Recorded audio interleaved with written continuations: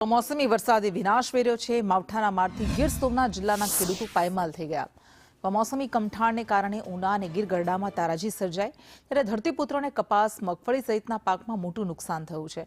ઉનાના કેસરિયા, સોનારી, કાજરડી, માડગામ, ભેભા સહિતના ગામોમાં 3 દિવસમાં 12 ઇંચથી વધુ વરસાદ થતા તૈયાર પાક નિષ્ફળ ગયો।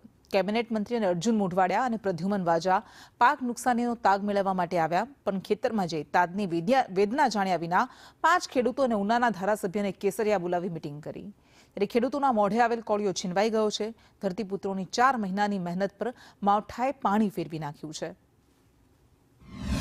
અમારી ખેતરની પરિસ્થિતિ જોઈ લો। પેલા પાથરા આપી જાય કે માંડવી મારે નાની નાની છોકરીઓ છે, એનો અમને કોઈ હલ તો જોઈએ ને। માલ ઢોરને હું નાખવું, અમારે હું ખાવું, મારા બાળ બચ્ચાને હું ખવડાવું, અમારી પોઝિશન તો જો, અમારો આમ તો કોક જો। અમારે આવા ને આવા 3 ખેતર આપને આમ થઈ ગયા છે। એક જરાય નિરણ નથી તો માલને ક્યાં મૂકવા જવા, નાના નાના બાળકોને ક્યાં મૂકવા જવા। અમારી પરિસ્થિતિ તો કોક જાણવા આવો, કોક જોવા આવો તો એને ખબર પડે કે આ લોકોને માથે હું દુઃખ છે। પદાધિકારીઓ પ્રધાન કક્ષાના ડેલિગેશન આવેલા તે આ ખેડૂતોને જે ખાના ખરાબી સર્જાણી તેને જાયજો લેવા આવેલા, ત્યારે તે રસ્તા ઉપર ઊભી અને ખાલી વાતચીત દ્વારા જાણ્યું, ખેતરોની મુલાકાત નથી લીધી અને ક્યાંય સ્થળ નિરીક્ષણ નથી કર્યું। એવી રીતની ઉડતી મુલાકાત લઈ અને તે આ લોકોને મળી અને ચાલ્યા ગયા। કોઈ અધિકારી કે પદાધિકારીઓ સ્થળ મુલાકાતે ગયેલા નથી।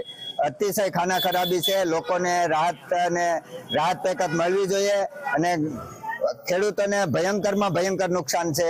અત્યારે મારે 40 વીઘાનું વાવેતર કપાસથી માંડવી મગફળીનું બધું હેરાન ને બેકાર થઈ ગયું। હમણાં રાજકારણે લોકો આવ્યા હતા, રાજાભાઈ ચુડાસમા, પછી અર્જુન મોઢવાડિયા, પ્રદીપસિંહ વાજા, એ લોકો બધા આવ્યા હતા। તો ગામમાં કેસરી આવી ઝાપે જઈને વયા જાય તો કોઈ એનો કઈ મતલબ નથી। તમે ખેડૂના હેઠે જાઓ તો તમને ખ્યાલ પડે। તમે એમને તમે સ્ટેશનમાં આટા મારીને 4 વ્હીલમાં એસીમાં વયા જાઓ તો એનો કોઈ મતલબ નથી। તમે ખેડૂતની વેદના જાણીને તમે ખેડૂતની હેઠે લગે જાઓ ને તો તમને ખ્યાલ પડે। આ પરિપત્ર કલેક્ટરે કર્યો છે એ સાચો કે ખેતી નિયામકે કર્યો છે એ સાચો? રાજ્યના કૃષિ મંત્રીશ્રીએ જે વિભાગ એના કૃષિ મંત્રી છે એના વિભાગે પણ જાહેરાત કરી કે 20 દિવસની અંદર પરિપત્રમાં જોગવાઈ કરી અને પોતે મંત્રીશ્રી 7 દિવસની સૂચના આપે, તો સાચું શું?